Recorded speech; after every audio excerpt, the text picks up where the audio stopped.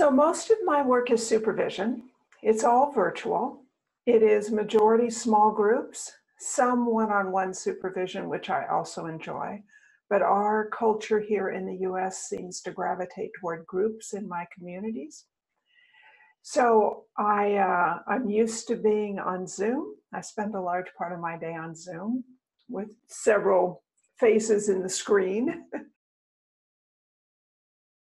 One of the really intriguing things to me about working with Alison is we work mostly virtually, but 3 or 4 times a year I'm in London and we meet in person.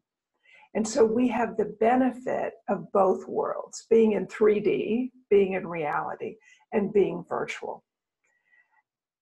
That, for me, is a very distinct experience because almost all of my work is virtual. She brings a command of the field with this deep, deep curiosity.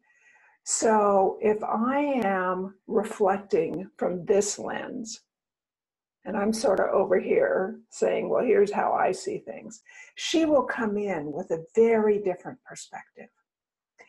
And it will make me really pause and start to open up the field, start to consider things that hadn't yet crossed my mind.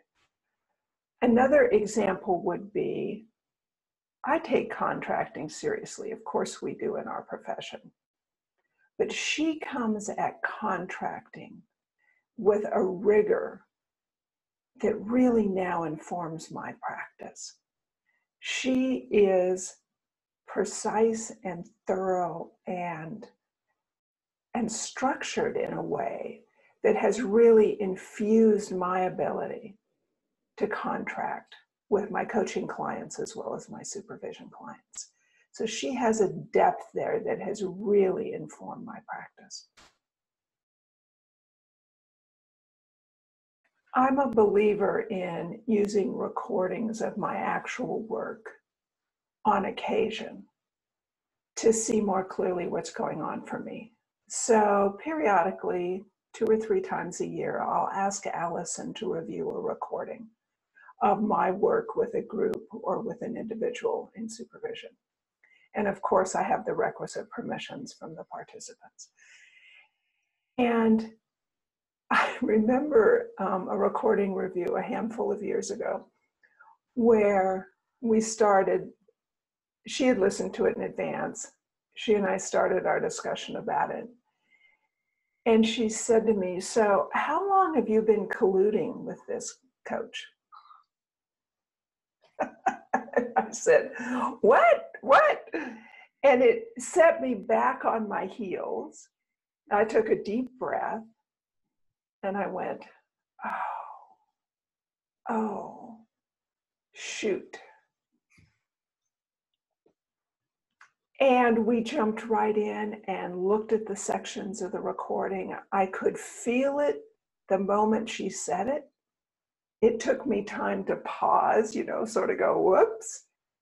And then I was right there with her. And I learned so much about the subtle things that I was doing.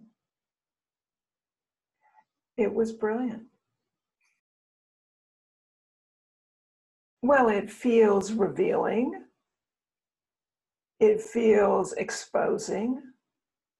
It feels like really important work to be done. That's what I need. I don't need confirmation. I need challenge. It keeps me awake. It makes me more thoughtful, more expansive, more able to engage with my clients because it gives me a place to process. It gives me a place to explore. It gives me a place to take care of myself, to resource myself.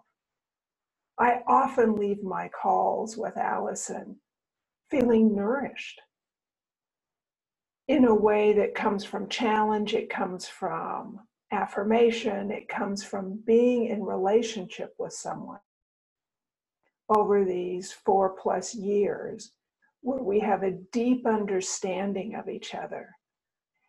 And we sit and we look at my practice.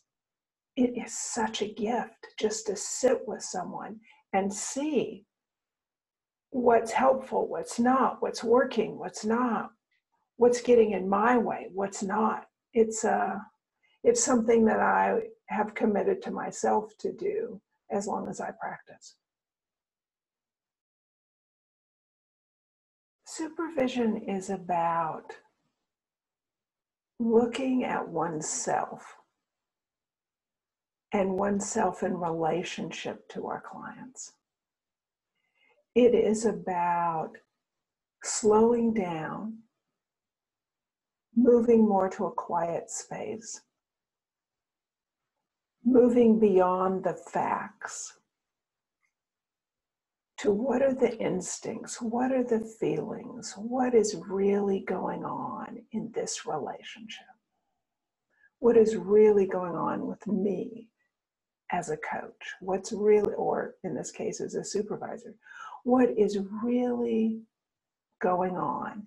And often I will describe it to a coach who's thinking about supervision as going into a beautiful garden, and you walk arm in arm with your supervisor or with your small group around the garden, looking at the detail of what the blooms are, looking at the overall structure of the garden, looking at what you're called to, looking at what the wildlife might be.